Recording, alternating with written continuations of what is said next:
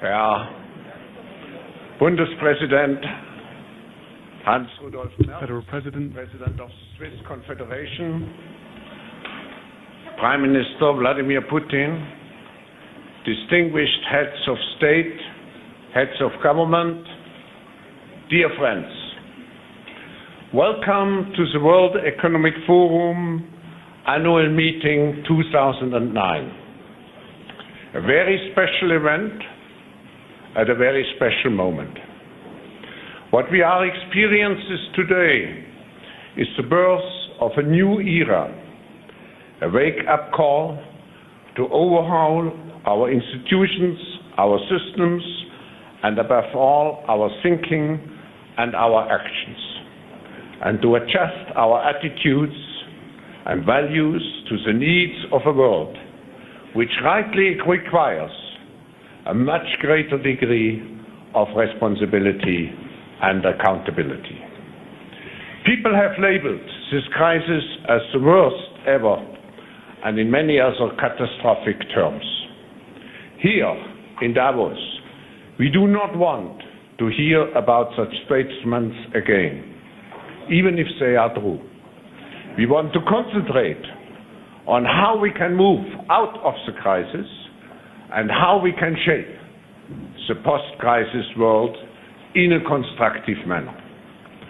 Today, people from every corner of the globe ask, how was it possible that decisions could be taken led by greed or incompetence and with no effective oversight, decisions that had terrible consequences not only for the global economy, but also for real people who have lost their jobs, their homes, and their pensions. They are bewildered, confused, scared, and angry. They may not understand what went wrong, but they are clear that their leaders have let them down. They now look to those leaders, corporate, political, and societal, not only to say sorry, but to repair the damage to their families and communities. Gathered here in this room are many of the world's most influential leaders. We cannot sidestep our responsibility to work together to rebuild our economies and institutions. To be concrete, we have 5 objectives for us to achieve over the next 5 days. First, we will support governments and particularly the G8 in their efforts to address the systemic risks in the financial systems to stabilize and to relaunch the economy. We have worked together with the respective governments to make sure that all the relevant questions and issues are integrated into our discussions and that we can create here, midway between the G20 summits in Washington last October and the G20 summit in London next April, a true global multi-stakeholder partnership supporting bold but necessary actions and policy changes. In this respect, the financial community, which is well represented here and which will remain an essential factor of global growth, is not only part of the problem, but is also an indispensable part of the solution. And the causes are not just regulated to one community. We are all, in some way, responsible for not recognizing the risks of a world completely out of balance. We should have listened more to those who saw the signs on the wall and who also spoke out here in this room. Denial of the unpleasant or politically inconvenient truths, combined with herd instinct, caused us to rely on systems which were unrealistic and unsustainable, and which, in addition, were undermined and abused by some who acted in unethical and fraudulent ways.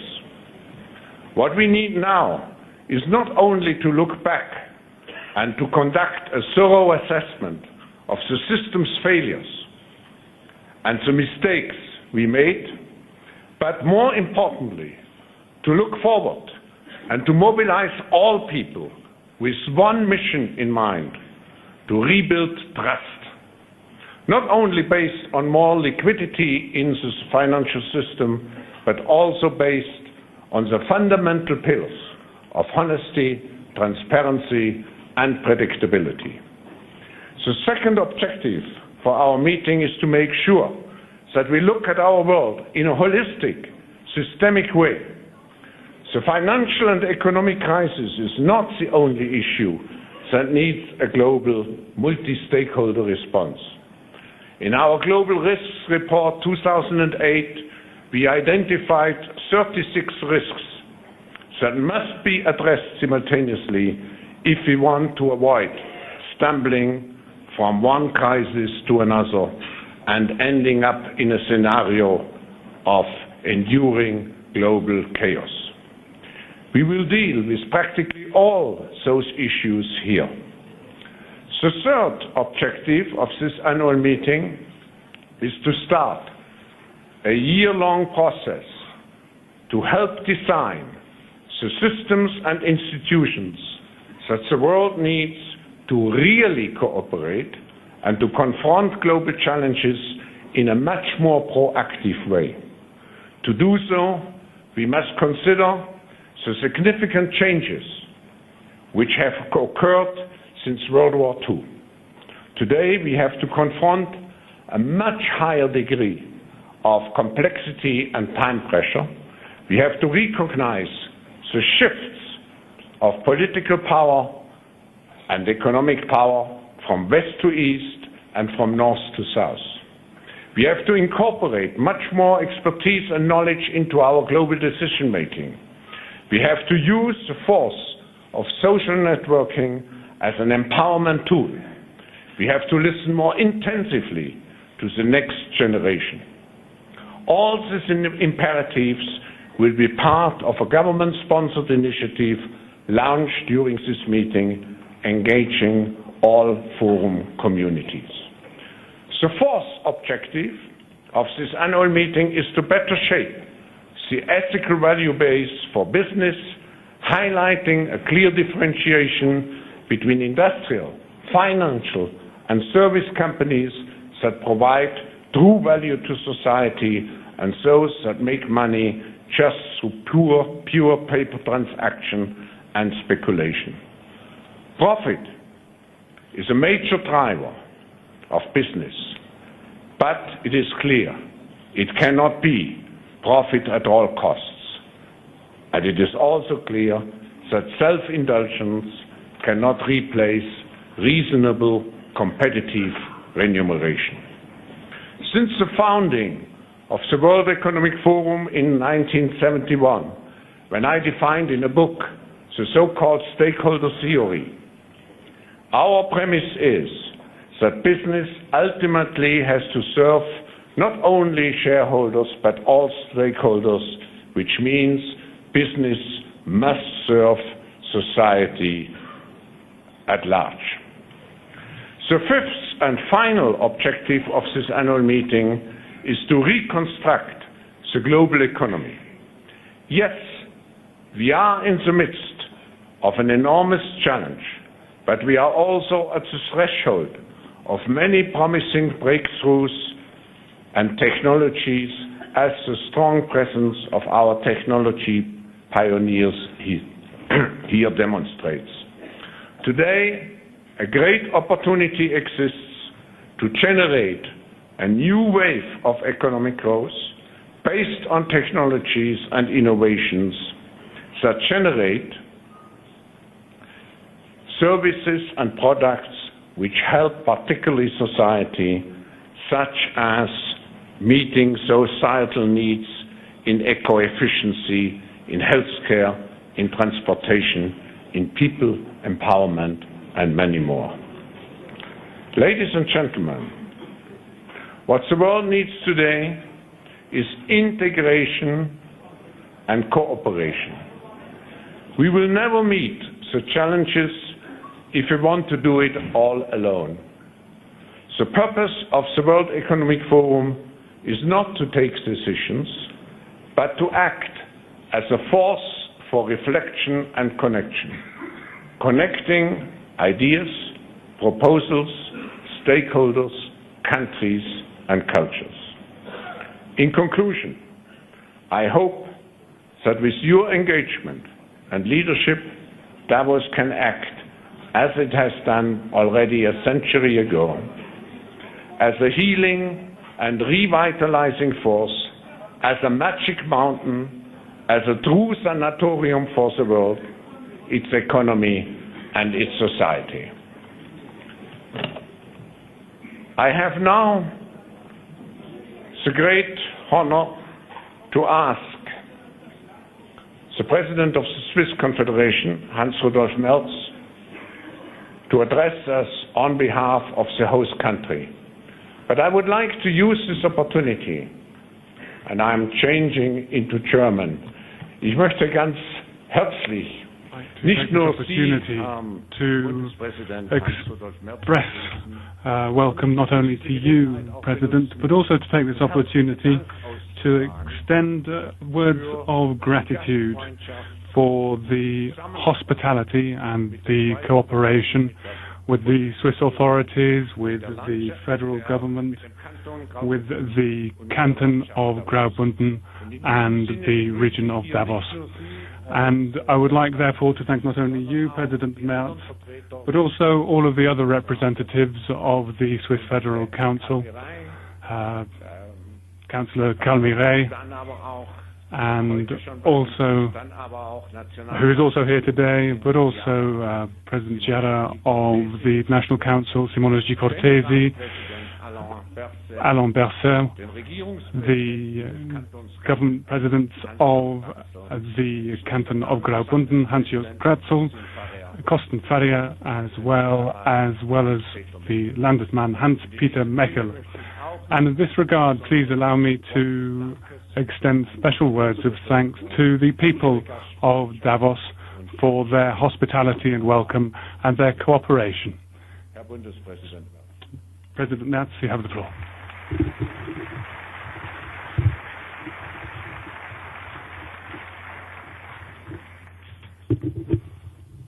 Ladies and gentlemen, Switzerland is one of the most open countries in the world. Here, people and ideas have long found the freedom to be heard and the freedom to be developed. It is in that spirit that Professor Schwab created the World Economic Forum as an outstanding platform for exchange of ideas. The forum is needed now and these days more than ever.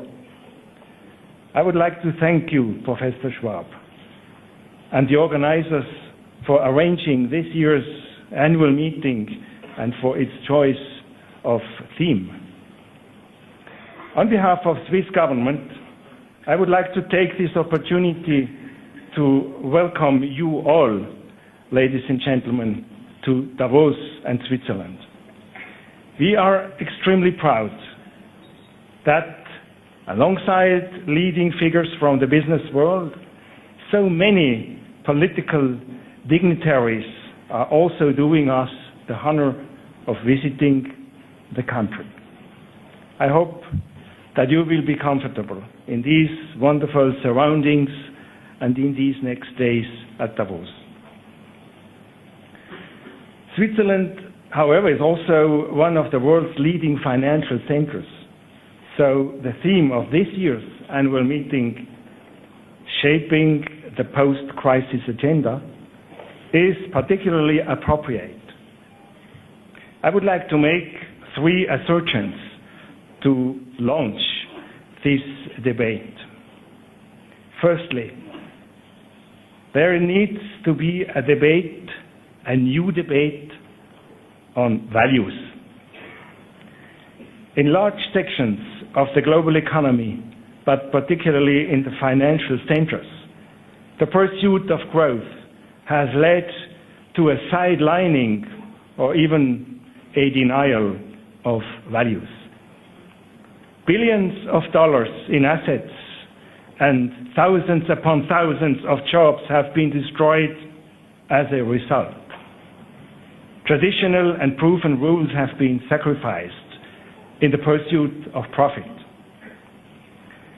No one would seriously argue that growth is not needed to achieve progress and prosperity and to manage as well population growth.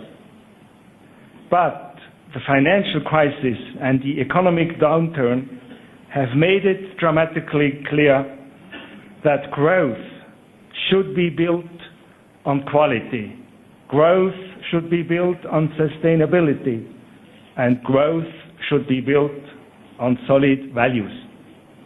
The notion of more of the same must be replaced by more of something better.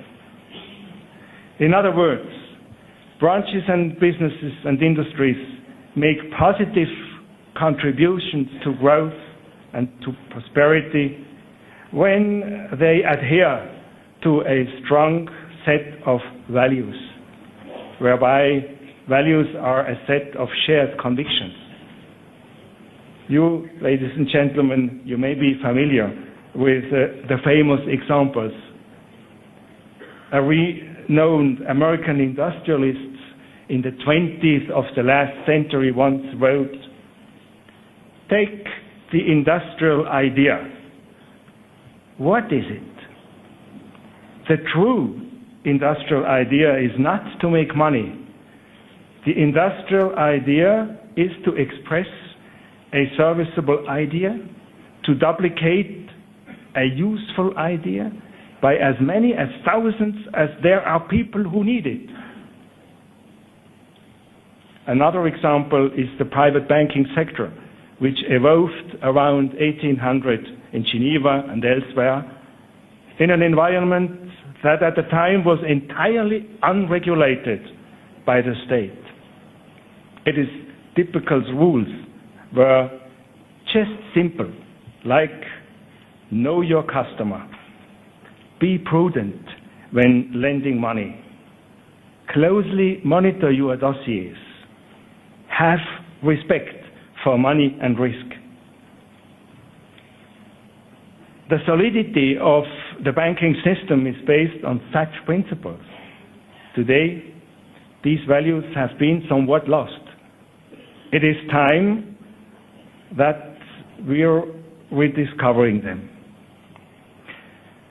My second assertion is that regardless of how the financial crisis evolves, a new philosophy needs to be adopted in respect of supervision and regulation in the financial sector. Globalization is extremely advanced. Consequently, global rules need to be developed for the supervision and the regulation of global players. Therefore, cross-border cooperation must become the norm. But all that is easier said than done, I know. Tendencies to regionalism and isolated single solutions undermine such efforts. In a globalized economy, regional crises have global consequences, and that is something we have to deal with. A further challenge is finding a responsible balance between the market and the states. Market failure must not result in state failure, and laissez-faire must not result in state monopoly. My third and last assertion, ladies and gentlemen, is that we should see the economic downturn as an opportunity for innovation. The Swiss writer Max Frisch rightly said that a crisis is a productive state. One just has to remove the aftertaste of disaster. The crisis provides a chance to better unite ecology and economy through innovation. In the post-war period, these two considerations have generally not got along very well. They have not spoken the same language.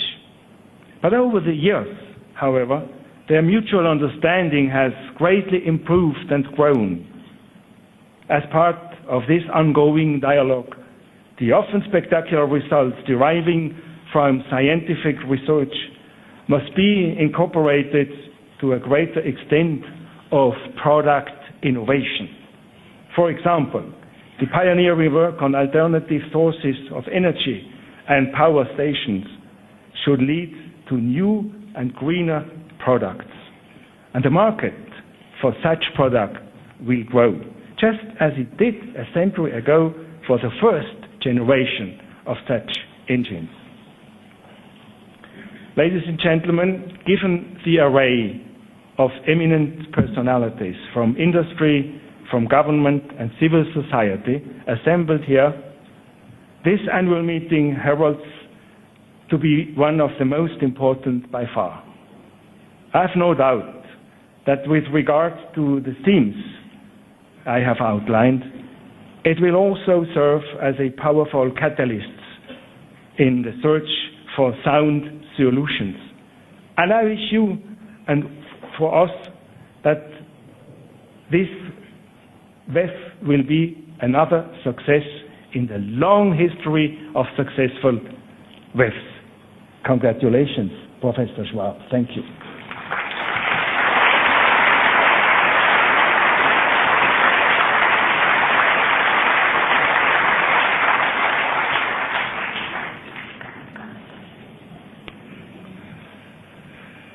Prime Minister Vladimir Putin, you are our opening speaker this evening, and it's a special pleasure and a special honor, of course, and personal pleasure for me to welcome you at this opening session. The World Economic Forum has a history of relationship with your country since the beginning of the 90s. And we have met on the occasion of several meetings in the early 90s in St. Petersburg and afterwards in Moscow and again in St. Petersburg. But I remember vividly one opening session in the year 2000, just after you became acting president.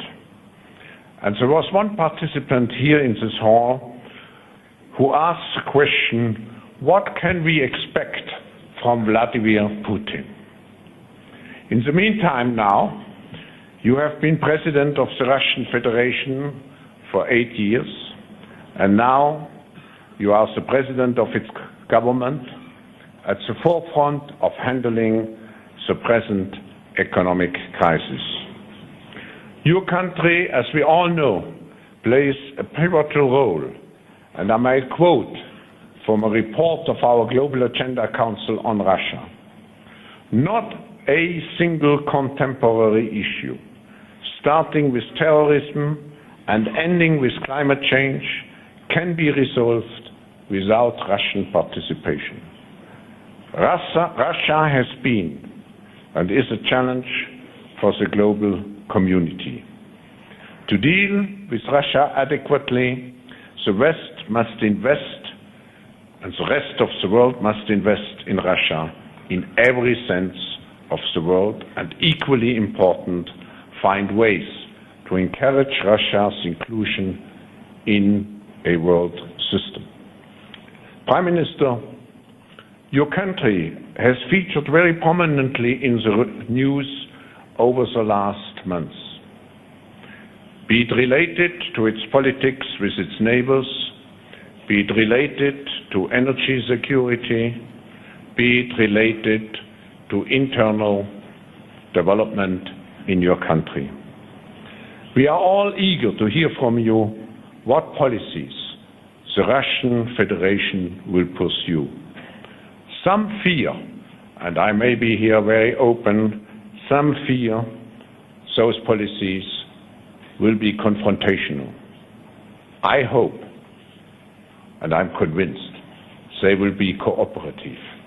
What is your answer? Mr. Prime Minister, the floor is yours. Welcome the Prime Minister of the Russian Federation.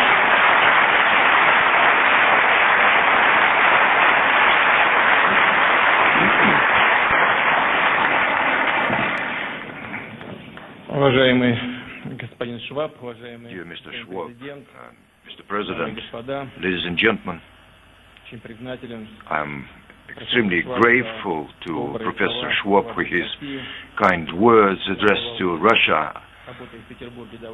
I visited Davos quite often when I was working in St. Petersburg, and recently I didn't have opportunity to do so. It is extremely pleasant for me that Russia was given this opportunity to present its views on the issues of the global economy at this rather difficult time. I'm appreciative for this opportunity to share my considerations related to the developments in the global economy in Russia and to describe our plans and proposals. Mr. Schwab, in his address, suggested not to lean or delve into the future or into the sources or reasons for the recent development. I would not focus on that. But without discussing the reasons which brought the global economy to such a state, we would not be able to write the right prescription for curing the disease. Today we are witnessing a first really global economic crisis, and the speed of the crisis development beats every record. The current situation is often compared with the Great Depression of 1920s and 1930s of last century. Indeed, the parallels are obvious, but there is a strategic difference. In the era of globalization, the crisis touched upon everyone, all countries, regardless of their political or economic system. All of us are in the same boat. There is a notion of the perfect storm when the natural elements come to one point and multiply their destructive capacity. This crisis looks exactly like this perfect storm. Of course, responsible and knowledgeable economists and politicians should always be ready for such a development. But indeed, it comes every time unexpectedly. Well, as winter comes to Russia unexpectedly every year. It so happened this time again, in the global economy, I mean. The crisis was hanging in the air, but the majority were not willing to notice this wave. In the recent month, every statement on this subject was started with the criticism addressed to the United States. I would not delve into this, but I would only remind you that 1 year ago we heard from this rostrum words uttered by our American friends about the fundamental stability and sparkling prospects for the U.S. economy. Today, the pride of Wall Street investment banks basically do not exist anymore. They have suffered losses surpassing their revenues in the last 25 years, cumulative. Only this example, better than any criticism, describes the real situation. Time has come for a revelation, and we need to calmly, without trying to apportion the blame, we need to objectively consider the in-depth sources. This crisis is the result of a number of factors. The collapse of the existing financial system and the result of the low quality of regulation and management. Therefore, enormous risks went unmanaged. An enormous disbalance has been accumulated in the recent years between the scale of financial operations and fundamental value of the assets, between the growing demand for international loans and the sources underlying such loans. The system of global economic growth also functioned. One center prints the money without restrictions and controls and uses the benefits, while the other part of the world produces inexpensive goods and saves the money printed by other states. In such a system, entire regions, including partially Europe, found themselves at the periphery of global economic processes that is beyond the pale of taking responsible financial and economic decisions. The generated wealth was distributed very unevenly, both within the country, any particular country, even in the highly developed countries, and between the countries and regions of the world. For many parts of the world, comfortable housing is unacceptable. High quality public health is also inaccessible. And the crisis has not changed this situation. This crisis also is a result of inflated expectations. The race of indexes and capitalization was the main dominant over the real efficiency of the companies and their production. Those inflated expectations existed not only in the business, but also amongst the consumers in terms of the standard of their personal consumption. We should be direct here in saying that was not supported by real opportunity. That was not a prosperity earned, but rather an earned, borrowed prosperity. And such a pyramid of expectation should sooner or later collapse. That is what is happening before our eyes. During the crisis, simple and populist recipes seem to be quite tempting, but treating the symptoms only, we in the end would result in even graver complications.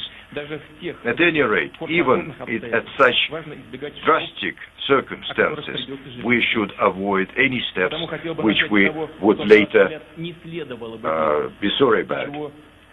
We should consider what we should not do and what we would not do in Russia. We cannot afford being isolationistic and economically egotistic. During the G20 summit, we agreed to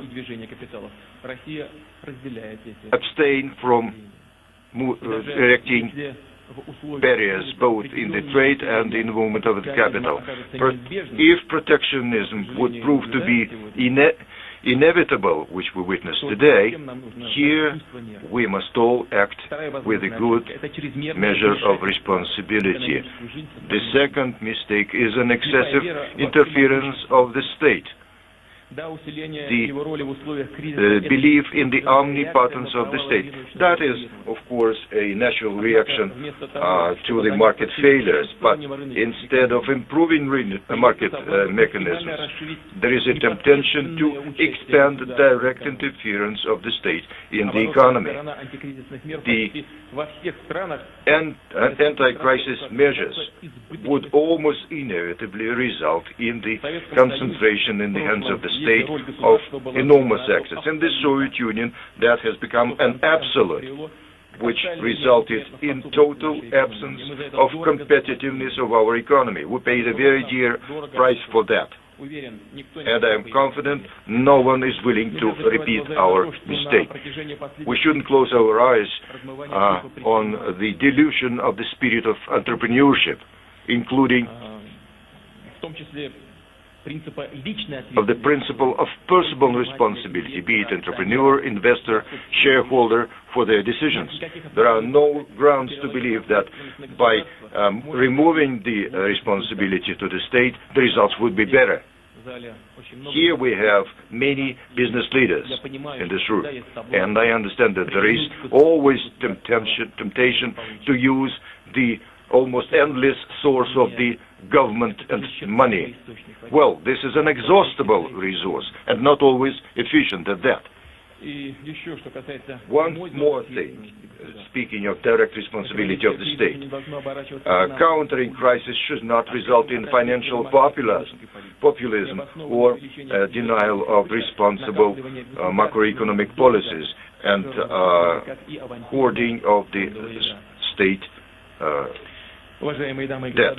Ladies and gentlemen, unfortunately, we are far from understanding the real scale of the crisis, but it is obvious that its depth and length would largely depend on how precisely we identify the direction of our actions and how professionally and with coordinated manner we would work. We should draw the line under the future, to lay it all on the table, to describe the real situation, to identify it, business needs, writing off bad debt and contaminated assets. That is a very painful process, and no one is especially willing to do that. They are just supposed to take care of the capitalization, their bonuses and prestige. I believe that the mechanism of write-off should be efficient and be in line with the prevailing realities of our economy. Number two, together with clearing up the balances, it's time to do away with virtual money, bubble reporting and doubtable ratings. The notion of the real state of economy and real state of corporation should not be hostage to illusions, even if those authors, illusionists, are auditing companies and analytical companies. The idea is that the basis for the reform of standards of audit, accounting, rating system should be based on the fundamental value of assets. In other words, the evaluation of a business should be based on its ability to generate value added, rather than some subjective notions. In our view, the future economy should become an economy of real values. Of course, there is a question, how do we get there? Quite understandably, I do not have an answer yet. We should think together. That's why we get together here, thanks to Dr. Schwab. Number three, excessive dependence on, in the essence, the only reserve currency is dangerous for the global economy. It has become obvious to everyone, I believe. Therefore, it would seem appropriate to facilitate the emergence of a number of strong reserve currencies in regions. It's time to start substantive dialogue on transition make a transition smooth and irreversible. Number four, the majority of the countries puts their reserves in foreign currencies, and they want to be sure that they are reliable. In that term, the issuers of those currencies are interested in the demand and the trust from other countries. So we have here mutual interest and mutual dependency. We need more openness in the monetary policies of the currency emitting countries. We must operate on the basis of macroeconomic and financial disciplines. In our view, such an angle is not unsubstantiated. Now, not only the architecture of global finances needs to be changed.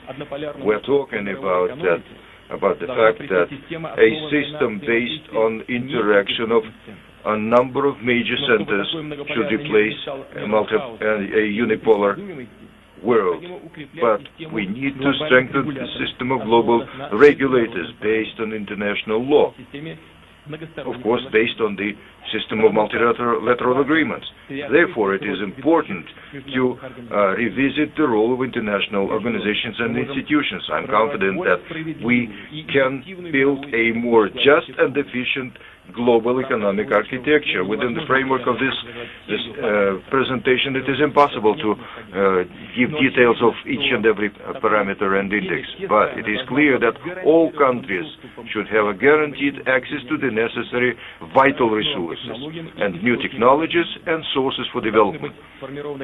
Guarantees should be developed which would enable them to minimize the risks against a new crisis similar to the one we are living through now.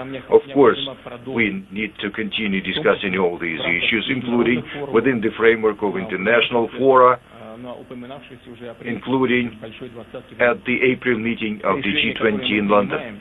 The decisions that we take should correspond not only to the prevailing situation, but also take into account the needs of the post-crisis world. At the stage of coming out of crisis, the global economy may encounter a simple lack of energy resources, be threatened by the power outage of the future growth.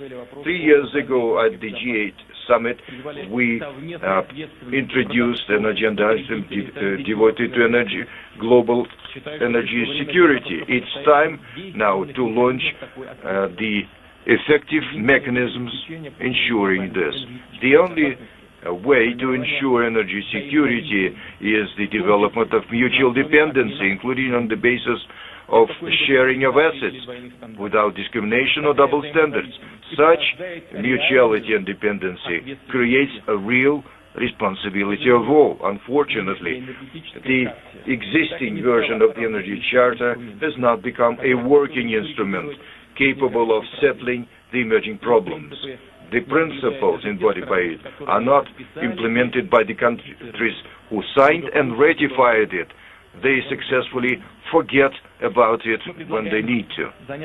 We suggest to launch development of the new legal basis for energy security. This initiative may play a positive economic role equal to that of concluding a treaty on the establishment of European Community of Coal and Steel. At last, we could manage to tie together producers and consumers on a basis of a real energy-based partnership.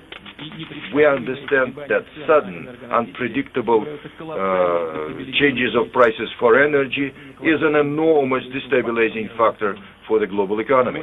Today, the collapse of the prices could result in the growth of irrational use of resources. On the one hand, investments in the energy saving and alternative energy sources would reduce, and also investments in the production of oil would also follow, which would result in an unmanageable growth of prices and new crisis, laying another charge or mine under the economy. It is necessary to return to balanced prices, balance between the demand and supply, and to read it to the maximum extent of the speculative components and based on multiple derivatives. One of the serious problems remains the transit of energy. There are two ways to resolve this, and both of them should be utilized. The number one is to introduce commonly acceptable market prices for the development of tariffs for transit. They should be stipulated in the international legal document. They deal together with hydrocarbons, nuclear energy, and electricity. Number two is developing the diversification of the transportation routes for energy. We have been engaged in it quite actively for the last few years. In the recent years, we've built such pipelines as Yamal Europe, Blue Stream to the Turkish Republic, and the Live proved that they are quite necessary and efficient. I'm confident that for the energy security of Europe, South Stream across the Black Sea and the North Stream across the Baltic Sea are also necessary. Their total capacity about 85 billion cubic meters of gas per year. Some of our partners in Europe suggest that we increase this capacity. We are considering this, and I think that this is quite timely. Gazprom, together with their partners Shell, Mitsui, Mitsubishi, in the very near future would launch capacities to liquefy and transport natural gas produced at the island of Sakhalin. That would also serve as a contribution of Russia in the global energy security. The development of technologies and the market of the liquefied natural gas is quite promising, including from the standpoint of ensuring energy security. We also further develop our pipeline structure. The Baltic pipeline system is a testimony to this, which delivers up to 75 million tons of crude per annum. In the very short time, in a few years, from the zero, in a green field, we built both a port facility and a pipeline. In a few short years, reaching 75 million tons of handling. Now we designed the second system at the southern shore of the Bay of Finland. In the same region, we would handle up to 140 million tons of oil, crude, and derivatives. The transport infrastructure would be developed in all areas. We're now completing the first train of the Eastern Siberia Pacific Ocean pipeline, including the oil terminal and the refinery. In the future, gas pipeline could also be laid in the same direction to the Pacific Ocean and China. Together with Turkmenistan and Kazakhstan, we are launching a project of Caspian pipeline. Of course, and I would like to especially underline this, in the course of implementation of this project and all similar projects, we first of all should think about programs related to environment.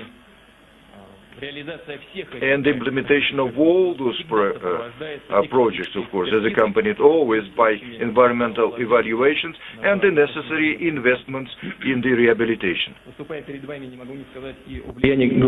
Speaking in front of you, I have to speak about the impact of the global crisis on the Russian economy. Of course, we have been affected by the crisis in a very serious manner. However, unlike many other countries, we have accumulated large reserves, and they expand our capacity to go through a period of global instability. The crisis has revealed our problems. This is our focus on raw materials in our exports and in our economy. On the whole, our financial market is weak, and we need to develop some basic market institutions, and we need to enhance competition. We knew about these problems before. We tried to address them, but the crisis is encouraging us to be more active in our efforts without changing the strategy itself. The meaning of this strategy is to change the quality of our country in the forthcoming 10 or 12 years. Our anti-crisis policy is aimed at supporting our domestic demand, at social protection of our citizens, at creating new jobs. Like many other countries, we are lowering taxes on production, and we leave more cash within the economy. We're optimizing our government expenditure. We are also working on a platform for post-crisis development. We're confident that the leaders in the reconstruction of the world economy will be those who will create an attractive environment for global investment today. And we plan to create an enabling environment for business. We plan to enhance competition. We want to increase the domestic resources for the lending system. We plan to implement more transport infrastructure projects. Russia is a major exporter of food products and our contribution to the global food security will increase. We will also enhance innovative sectors of our economy, especially those where Russia has a competitive advantage. I mean, aerospace in the most general sense of the word, nuclear energy, and aircraft building. We are expanding our technological cooperation with foreign countries. Also will address energy saving and enhancing energy efficiency is one of the prerequisites for our further development. We'll continue to reform in our domestic energy sector. We will introduce a new system of domestic pricing, which will be based on economically justified tariffs. This is one of our priorities. It is important, among other things, to stimulate energy saving. We will also maintain our policy of openness for foreign investment. I believe that the economy of the 21st century is the economy of human beings and not factories. And the intellectual component in global economic development has grown exponentially. Therefore, we plan to focus on creating additional opportunities for our people to realize their potential. We are now a highly educated nation, but what we want is for Russian citizens to obtain the highest quality of education, which would be in demand. They need professional skills that will be in demand today and tomorrow. Therefore, we'll continue to pursue educational programs. We'll pursue exchanges, international exchanges. We will create an environment for academics, for professors, for students, regardless of their nationality, could choose our country as their domicile. The developments require that we reform our economy and modernize our social sector, and we're not going to waste this chance. I would like to say a couple of words about issues that go beyond the economic agenda. However, they are especially relevant today. Unfortunately, we hear increasingly often that the growth of military expenditure will help to address today's socio-economic problems. The logic here, the rationale here is rather simple. Additional military appropriations will, at the first stage, create new jobs. This is an obvious fact. This is a way of addressing joblessness and the crisis. In the short term, this measure may have an impact, but in reality, militarization does not help address the problem, but only pushes us to the background. It pumps a lot of financial and material resources out of our economy that could be used in a much wiser manner. I'm sure that reasonable restraint in military expenditure, along with strengthening global security, will yield a good economic dividend. I hope that this point of view will prevail around the world. On our part, we are willing to pursue disarmament efforts. I would like to draw attention to the fact that the economic crisis may deepen those negative trends that already exist in global politics. Recently, the world has seen an unprecedented growth in aggressive manifestations. I mean, the assault of the Georgian leadership in the Caucasus, the terrorist attacks in India, escalation of violence in Gaza Strip. These events may not be directly connected with each other, but they share something in common, and this is primarily the inability of international institutions to offer constructive solutions for regional conflicts. They are unable to be productive in addressing ethnic and interstate confrontations. Multilateral political mechanisms have turned out to be as inefficient as institutions of global financial and economic regulation. We have to be frank with ourselves. Provoking political and military instability, provoking regional and other conflicts is another way of detracting people's attention from domestic socio-economic problems in those countries. And we cannot rule out the possibility that such attempts will continue in the future. In order to prevent such a development, we need to enhance the efficiency of the system of international relations. We need to make it more secure and sustainable. The global agenda includes many items on which the interests of most countries objectively coincide and converge. This is the overcoming of the repercussions of the world economic crisis. These are our joint efforts to reform international financial institutions. These are efforts to improve regulatory mechanisms and ensure a greater energy security. This is what we should focus on altogether. We should also reduce the repercussions of the world food crisis. This item is still on our agenda. Russia is ready to make its own contribution to addressing major global challenges. We hope that all our partners in Europe and Asia and in America, and I'm also referring to the new administration of the United States, we wish success to them. I hope that they will be willing to cooperate constructively. Dear ladies and gentlemen, in conclusion, I would like to say the following. The plethora of problems faced by the international community is extremely complex, and sometimes it seems that it is impossible to address it. In Russia, we often hear that the road will be covered by someone who is on the road. We need to seek support in those moral values that have ensured the progress of our civilizations. These are honesty, integrity, industry, responsibility, and self-confidence.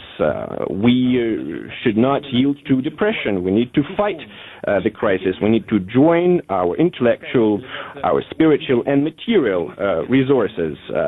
Such consolidation of efforts is unthinkable without mutual trust, and not only among business communities. And we now speak about the crisis of confidence in the banking sector. I would expand this notion. Our understanding of this problem, we should speak about confidence among nations, among states, and confidence is something that we need to address. Confidence and solidarity will help us overcome our today's difficulties. They will help us overcome many tumults, and they will help us to achieve prosperity and well-being in the 21st century. Thank you for your kind attention.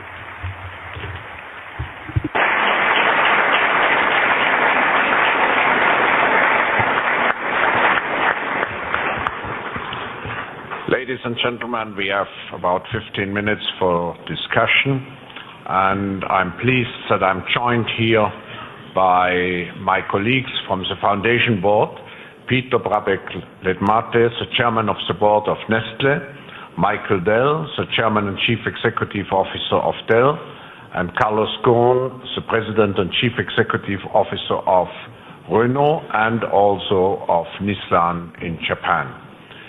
So, who would like to shoot first? Sure, I'll go first.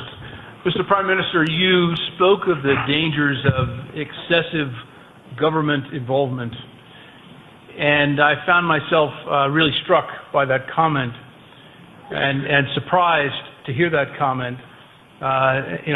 6 months ago, I would have never imagined hearing that comment from yourself, but I have to say I completely agree with you. Now to my question. When I look at the IT sector, you've made some pretty considerable progress bringing computers into schools, bringing government services online, bringing better internet access across Russia. But when we look at the level of talent, scientific and technical talent, there is still room to further utilize the IT sector. So my question to you really is, how can we as an IT sector help you broaden the economy as you move out of the crisis and take advantage of that great scientific talent that you have?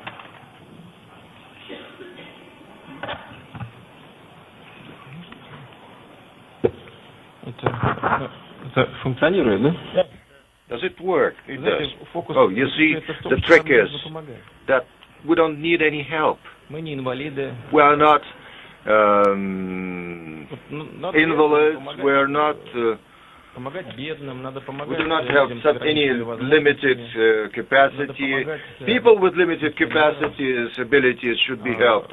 Pensioners should be helped. Developing countries should be helped. And help must be not only simply in the form of giving the money, perpetuating the circle of poverty. Why negotiations in the WTO ended in an impasse? Because rich countries cannot meet the needs of the developing economies halfway. Let's be frank about it and open. One must look for a compromise. Speaking of Russia and our partners in Europe, in the United States and in Indonesia, one needs fully fledged, equal partnership. In many respects, our economies are complementary. Indeed, we managed to achieve quite a lot in terms of developing informatization, as we say, of our society. A few years ago, imagine a village in Siberia with a computer system and internet access. We did it. We made it. We have a government program for that. You mentioned it. In every school, I stress, every Russian school has both computer rooms and internet access. In the Far East, in the Far North, everywhere. This movement of IT in the society would continue as dictated by the development of both economy and society. Now no one would ever think about doubting information opportunities offered by Internet as an open source for information and for opinion sharing. You may like something, you may not like something, but complete freedom is the word here. Speaking of the intentions of the state, we have a program, a federal program. It is called Electronic Russia, or IT Russia. We intend to continue this individual program in cooperation with our partners, and it is with great pleasure that we will accept, as we've done before, investments into this sector. And we will continue developing our own products and presenting them to the global markets. Many companies of Russia are major operators of the cellular services in a number of developed economies of the world, and we will continue facilitating such exports in the future. We have quite a few coinciding interests and needs, and in this area, of course, we will find a few more. Many companies, I would not name them, work in these areas. Of course, it doesn't only deal with hardware, as they say, but also and mostly with intellectual products, the software. Here we have a few things to offer to the market, and I am grateful for you for this allusion. Traditionally, we have a very strong school of mathematics in Russia, and our programmers are one of the best in the world, no doubt about it. And nobody would contest it here, even our Indian colleagues. I would say, let's do the job. Thank you. Carlos? Yeah, Mr. Prime Minister. Mr. Prime Minister, you've been relentlessly supporting and developing the emergence of Russian champions in industries, in commodities, in energy, and we've been seeing it blooming for the last years. Some of these Russian champions and new companies are being harshly now challenged with this crisis. Are you going to support them? In what way, under what conditions, and eventually what are the priorities? Well, many countries of the world follow the path of supporting both development of those national champions and further supporting them. We have quite a few of them. Of course, everyone knows about Gazprom, but there are others as well. Not only in the area of energy, but speaking of energy, Rosneft, Lukoil, 100% private company with international assets. Other largest global players are also available in our country. We will continue supporting them. How? First, we will further reduce taxes. We've already done so. In the energy sector, we've already launched the reduction of the tax burden on the energy companies, and will continue taking similar steps in the future.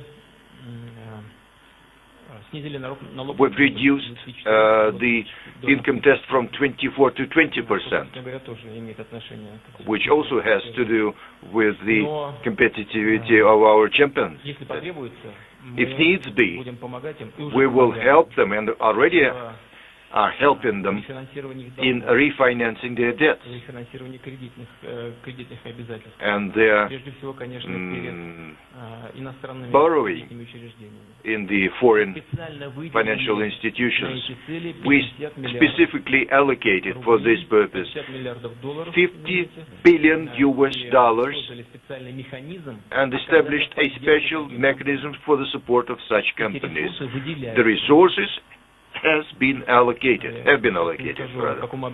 I don't know the figure of allocation, but we are working on this. I see here the faces of the owners of those companies, and they know that we're talking dozens of billions of US dollars. Western financial institutions are also aware that by supporting our major companies, we, for all practical purposes, improve the liquidity of the European financial institutions, which are now in difficult situation. But not only energy. We will continue supporting the small and medium enterprises, admittedly, by increasing the custom duties on some types of equipment imported.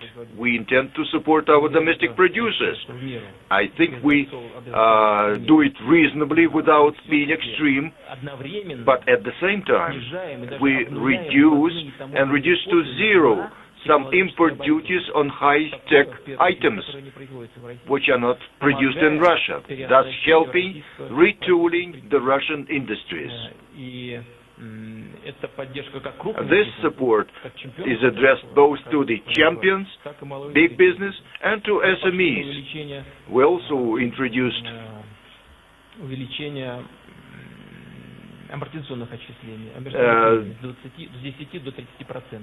the higher rate of amortization from 10 to 20% per annum, and we adopted a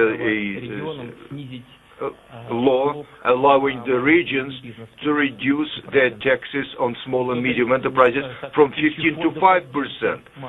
The SME support funds are operational also both through the banking system, with the resources coming from the federal sources, and through regional structures.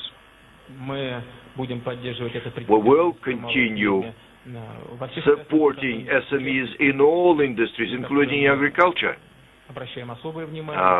to which we pay special attention. I would not bother you with numbers and figures, which are considerable, but to repeat, we will continue paying a priority attention to the development of agriculture to ensure our food security of our country and contributing to the global food security, of course. What I mean is the increased contribution of Russia in addressing those problems. So our work is implemented in many directions, and we intend to continue it in the same way. Yes, Chairman, you said in your speech, do away with virtual money and concentrate and create an economy of real value. And as a representative of the consumer goods industry, we like this statement because we are in the real economy. Now, Russia and its growing middle class is one of the world's biggest and most exciting markets that we have, without any doubt. So if you would ask me what is the challenge that we're confronting in Russia, I would say perhaps distribution and supply chain. And especially when you are moving outside of St. Petersburg and Moscow. The farther you go, the more the supply chain becomes an issue, because Russia's distribution is a fascinating combination of old and new. You have both extremes very close together. So my questions are basically, is this a great opportunity, perhaps a crisis, to develop the necessary infrastructure and accelerate the modernization of the trade on the one hand? How can you really support the consumer demand and employment, which is very important, of course, for our industry? And finally, you said the financial system is something weak. We start to feel it, that perhaps the financial resources are not getting to the whole supply chain. From the farmers, you start to feel here, up to the distribution, to the retailers. So those would be my questions I would have.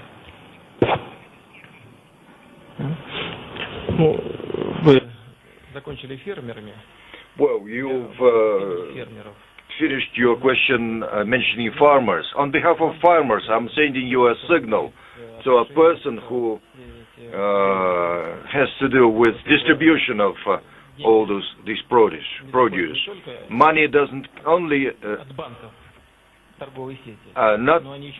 not reach from the banks to the networks, but they do not go from networks to the farmers. Your criticisms with regard to the banks I accept, but speaking about the retail networks, I would like to hear some more from you. But this doesn't remove responsibility from us to develop infrastructure, both transport infrastructure and financial infrastructure.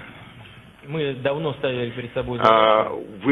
are concerned with the strengthening and enlarging the financial sector and the prevailing developments in the global financial area. And of course in Russia, is only prompting us to be more active, and we will do that.